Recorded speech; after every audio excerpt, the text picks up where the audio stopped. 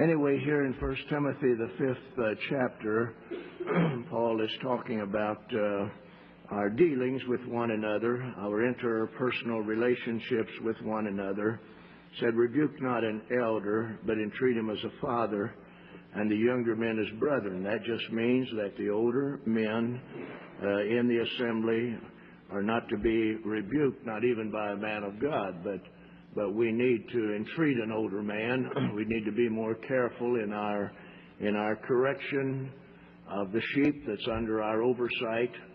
And an older man is to be entreated more as a father, even if he's wrong. If his attitude is wrong and his conduct is wrong, his age is to be recognized, his experience and the vicissitudes of life that he has come through is to be recognized as the church deals with these conditions within its fold.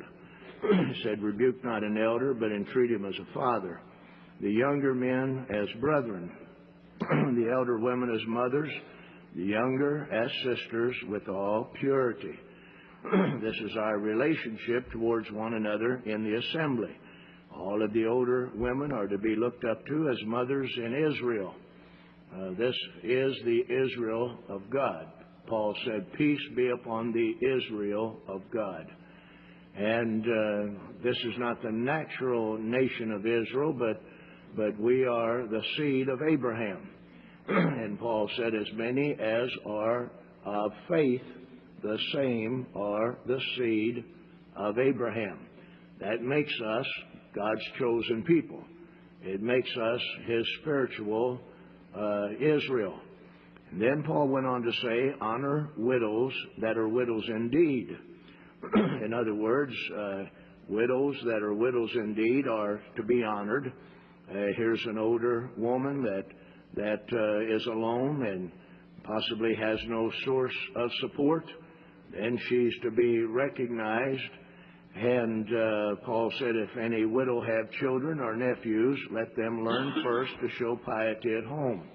You children in this assembly, especially if you're adults, are not to come to me and tell me your mother is in need. You supply that need. You do that yourself. Don't come and tell me that your mother's in need if you're her son or if you're her daughter and you're an able-bodied, you're able to hold a job, you're able to work.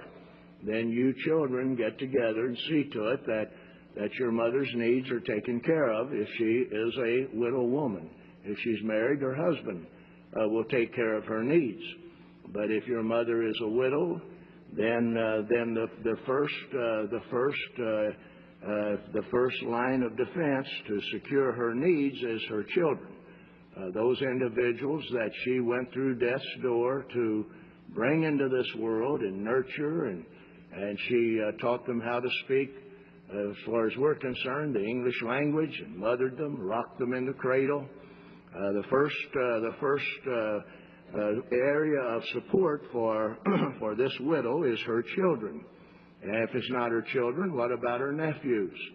What about her nephews? In other words, before the church takes on responsibilities, the family is to succor itself. The family is to secure itself. The family is to see to it that it handles its responsibilities and does not place a burden upon the church. The church is here to bear whatever burden is necessary, but those burdens are delineated within the confines of the Word of God. The Bible tells us what the conduct of the church is. The Bible tells you what your conduct is. The Bible defines the responsibility of the church. The Bible defines the responsibility that pertains to you as an individual. He said, if any widow have children or nephews, let them first learn to show piety at home. In other words, we need to show God that we can honor the first institution that He established, which was the home. The home was established before the state. The home was established before the church. That doesn't mean you're going to stop paying your tithes just because your mother or your father is in need. Your mother's a widow or your father's a widower, and And there's a need. The tithe is the Lord. You don't take the Lord's money to support your family. You'd be robbing God. Will a man rob God? Yet you have robbed me, saith the Lord. Wherewith? The people answered back to Malachi. And the Lord said, in tithes and offerings. So if any widow have children or nephews, let them learn first to show godliness at home, responsibility, righteous conduct at home, and to requite. That means pay back. Some of you children have gone to school, and if it hadn't been for your parents or maybe your grandparents or someone else taking care of your expenses, you couldn't have gone to school. Well, the first thing you do when you get out of school and get a job is pay them back. You pay them back. You don't go out and buy a car. You don't go out and start buying this or buying that or blowing it here or blowing it there. The first thing you learn what to do and how to do is to show responsibility and begin to prove yourself a man of God before God, a God